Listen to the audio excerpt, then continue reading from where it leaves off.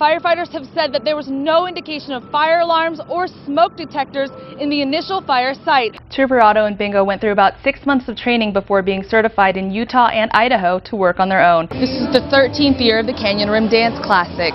Over the past 12 years, the event has raised almost $70,000 for the American Cancer Society. Idaho State Police and local law enforcement issued 148 seatbelt citations during the mobilization last month. Betting on the game isn't the only thing drawing people to jackpot.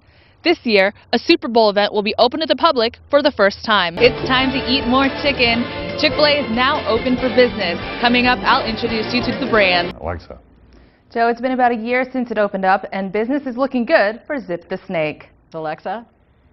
Diane, experts say the employment numbers for counties in our region are extremely positive, but some residents are still finding it difficult to find jobs. The runoff this year is projected at 45%. That's only 5% higher than last year's yield.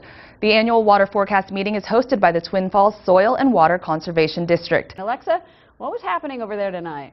Well, Diane, a Department of Defense agency called the Employer Support of the Guard and Reserve honored bosses tonight, and it was military members who want people to know how understanding their employers can be. Historians estimate 1.5 million Armenians were killed by Ottoman Turks in the 1915 genocide.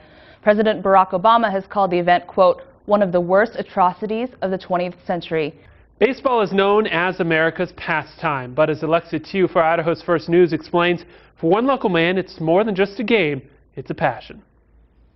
Lynn Dunlap may be known in the community by his career as an attorney, but there's definitely more to him than just the law. The man loves baseball. It's America's sport, and the stories and the players and the history is just fascinating. Dunlap collects anything with a certified signature. His collection is one any person can appreciate.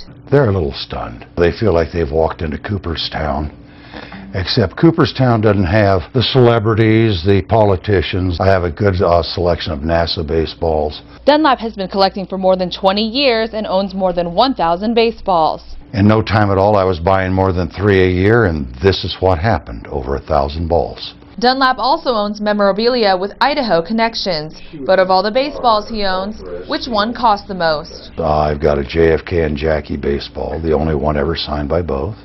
I've got a Shoeless Joe Jackson. The JFK Jackie and the Shoeless Joe Jackson both hit over 10 grand. And while those two may have broken the bank, there was one signature worth more than just the money. I have a seat from the original Yankee Stadium. There were 3 perfect games pitched. I have the pitcher and catcher for each of those 3 perfect games on a seat slat. The last signature I got was Jorge Posada, and it took 3 years to get Jorge to actually show up and sign it. But collecting isn't as simple as finding items with signatures on them. It takes time, it takes money, and it takes a lot of patience. And as time goes by, you'll discover that there's a lot of fakes out there. And of course, all of mine are certified, but they're worthless without the certification, and the certifications are not kept here. In Twin Falls, Alexa Tieu, Idaho's First News.